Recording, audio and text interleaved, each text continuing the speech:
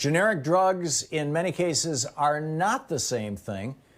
And it's actually a very shocking story. Katherine Eban, the author of Bottle of Lies, a great investigative reporter with a shocking story, joins us. Check it out. Leave your comments, ding the bell, share it with your friends, and subscribe to our channel. And by the way, so those of you watching on Free Speech TV under Dish or Direct or on YouTube on the internet or whatever will notice that over my right shoulder is a book, Bottle of Lies, the inside story of the generic drug boom, which I received 3 or 4 days ago. I confess I have not read the entire book yet, but what I have read so shocked me and so alarmed me that I called up Sean and said, we've got to get the author of this book on and talk about this. This is an amazing book. Bottle of Lies is the book. Katherine Eban is the author. She's a contributor to Vanity Fair and an Andrew Carnegie Fellow, the author of 2 books. This is her latest, an investigative journalist. Katherine, welcome to the program. I'm so glad to have you with us. Thank you for joining us today. It's my pleasure to be here. Thanks for having me.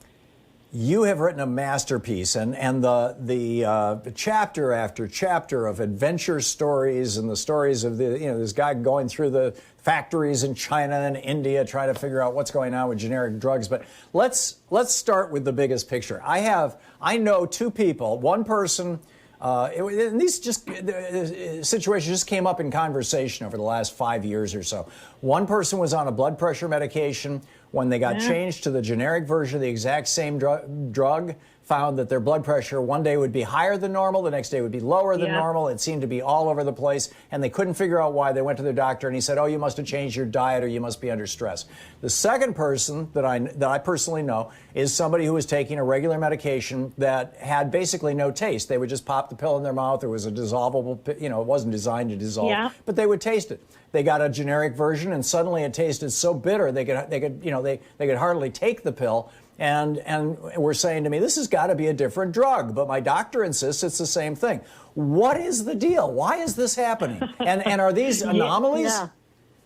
Well, unfortunately, they're not anomalies, and it was exactly stories like this that led me to start reporting and digging into this very question, which is, what is wrong, if anything, with generic drugs? Are they carbon copies of brand name drugs like the FDA insists, or are they a version, and a very wide-ranging version, that sometimes have contaminants, particulates, carcinogens, or maybe are not bioequivalent? And what I uncovered after 10 years of reporting is the majority of these drugs are made overseas in India and China in poorly regulated manufacturing plants where there is often endemic fraud, all kinds of shenanigans with the quality data. The drugs are often not what they're purported to be. The FDA is announcing its inspections overseas 2 months in advance. The companies go in and falsify data, fake their results, and the consequence for American patients is that we are often getting really substandard generics, and they're different even from one manufacturer of generics to the next. So, if you as a consumer go to the pharmacy for your monthly medication and you're switched to a different manufacturer, that could really have a different impact on you physically. How can it be that if somebody is taking a drug, I don't know, pull some name, Ritalin, let's say, I don't know, I've written about attention deficit disorder. So somebody's taking Ritalin, and that's methylphenidate. We know what that drug is. We know what the chemical composition, the structure of it is. You can look it up on Wikipedia and see the molecule. So how is it that if the methylphenidate is actually, or the Ritalin is actually made in one of these factories in China or India that you so brilliantly documented, do everything they can to keep U.S. inspectors out? Yeah. Why would it not still be methylphenidate? What's is it that the law allows them to come up with, 2,3-methylphenidate, a slightly different version because, gee, it's biologically similar, but it's cheaper to make? How does that work? Okay, so let's take 2 scenarios, okay? one scenario is, let's assume for argument's sake that the system works exactly as it's supposed to, okay? The generic drug company will use the same molecule, but their version can be quite different in terms of the percentage of drug that is absorbed into the blood. It has to be no more than 25% above or 20% below the absorption into the blood of the brand name drug. That's a big difference. The time release mechanism can be different. The excipients or additional ingredients can be different, right? And then, does the FDA test the drug before they approve it? No, they don't test it. What they do is they review company data and they inspect manufacturing plants. And in the case of the overseas plants, they give them months of advance notice. Okay? So if everything's working as planned, you already have the potential for a lot of difference. Now, let's talk about what I actually uncovered that is going on in these plants. Let's say the generic drug company, they weren't given the recipe by the brand name company. They had to reverse engineer it in their lab, right? They took a sample, they broke it down, they figured out a way to make it.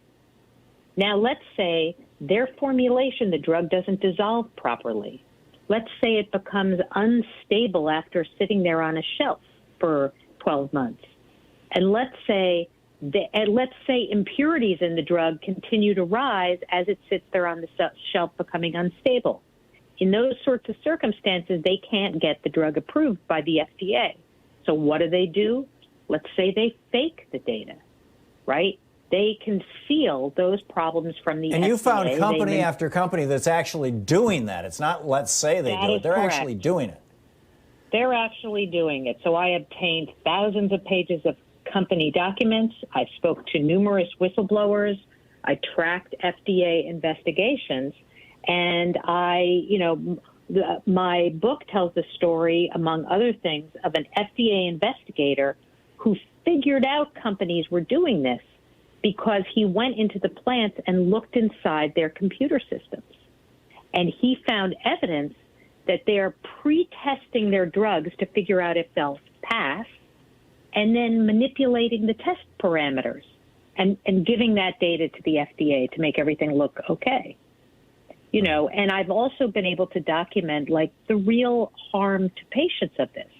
I mean, you've got heart transplant patients who are switched to a generic immunosuppressant made in India, and they suffered organ rejection. Or millions of patients in this country who were taking generic blood pressure medication, valsartan and losartan, and it turned out that the active ingredients, which were made in India and China, had a carcinogen in it called MDMA. I mean, if any of your listeners had gotten generic Lipitor when it first came on the market and they celebrated because it was now cheaper, that generic Lipitor was made by an Indian company called Ranbaxy, and it turned out to have glass particles in it. All had to be recalled. So this is really a widespread issue throughout the industry. Yeah. Yeah. Katherine, I'm sorry, we only have 20 seconds left. We have a hard break here. Is anybody in Congress working on this? Yes. The good news is, people are working on it, but the bad news is, we're in the middle of this incredible health crisis that's made everything harder. So who knows when we'll solve it? Yeah, well, let me just tell everybody who is listening to my voice, this is a book you need to read. And this is not some weird, sometimes I tell people about, this with generics and they go, oh, you must be an anti-vaxxer. No, this is not some weird conspiracy. This is solid reporting. Bottle of Lies is the book. Katherine Eban, E-B-A-N, is the author. Katherine, thank you for being with us today.